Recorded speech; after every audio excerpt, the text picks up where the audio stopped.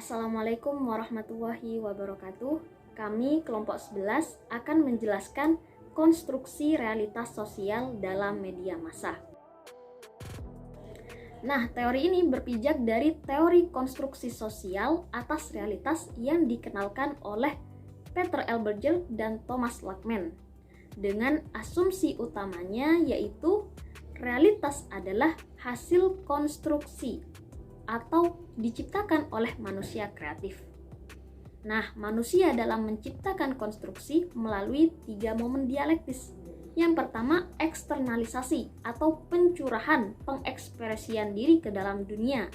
Yang kemudian pencurahan ini dicapai atau diterima sehingga seolah-olah menjadi suatu keobjektifan atau objektivasi. Yang kemudian keobjektifan ini diserap kembali ke dalam diri atau internalisasi.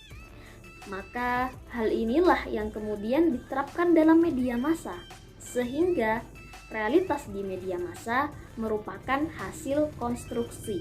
Siapa yang mengkonstruksi? Yaitu pekerja media. Apa yang diangkat oleh media tidak ada yang 100% persis, tapi hasil konstruksi dan dilakukan dengan sudut pandang masing-masing orang. Mari kita berlanjut pada proses konstruksinya. Kita lihat pada gambar, misalnya wartawan. Wartawan dalam menghasilkan berita sesungguhnya telah melewati 3 momen dialektis tadi, eksternalisasi, objektivasi, dan internalisasi. Sehingga terciptalah berita dan tentunya dengan sudut pandang wartawan tersebut. Sehingga bisa jadi satu peristiwa yang sama namun hasil beritanya berbeda antara satu media dengan media lainnya. Nah, berita yang telah dibuat tadi disebarkan melalui media massa yang kemudian diterima oleh receiver dan menimbulkan efek tertentu atau realitas terkonstruksi. Dan proses ini terjadi secara simultan. Namun tentunya tidak terjadi secara tiba-tiba, tapi melalui tahap tertentu. Dan tahap inilah yang akan dijelaskan oleh Mbak Holidah, dipersilakan.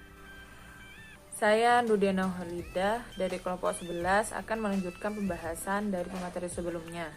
Untuk pembahasan kali ini yaitu tahap pembentukan realitas sosial dalam media massa. Untuk tahap pembentukan realitas sosial dalam media massa ini dibagi menjadi 3, yaitu 1. Tahap menyiapkan materi konstruksi, yang kedua yaitu tahap sebaran konstruksi, dan yang ketiga yaitu tahap pembentukan konstruksi. Untuk tahap menyiapkan materi konstruksi itu dibagi lagi menjadi 3, yaitu keberpihakan pada kapitalisme, keberpihakan semu pada masyarakat, dan keberpihakan pada kepentingan umum. Untuk tahap sebaran konstruksi itu dibagi menjadi konsep real time. Dan untuk tahap pembentukan konstruksi sendiri yaitu dibagi lagi menjadi 3, yaitu tahap pembentukan konstruksi realitas, tahap pembentukan realitas citra, dan tahap konfirmasi. Mungkin hanya itu, terima kasih. Untuk bab terakhir yaitu aplikasi teori dalam penelitian.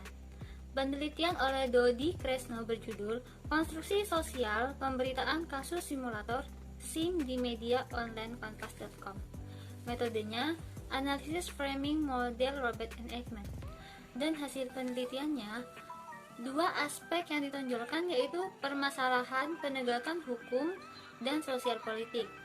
Dapat dilihat dari judul, light, visual, dan lain-lain. Dan kesimpulannya, konstruksi dapat dilihat dari 2 isu yang ditonjolkan, dan Kompas dalam pemberitaannya cenderung melihat KPK semakin berani menyusut tuntas korupsi di negeri ini. Dapat dilihat dari seringnya pemberitaan keberhasilan KPK menyusut korupsi. Cukup sekian, terima kasih. Wassalamualaikum warahmatullahi wabarakatuh.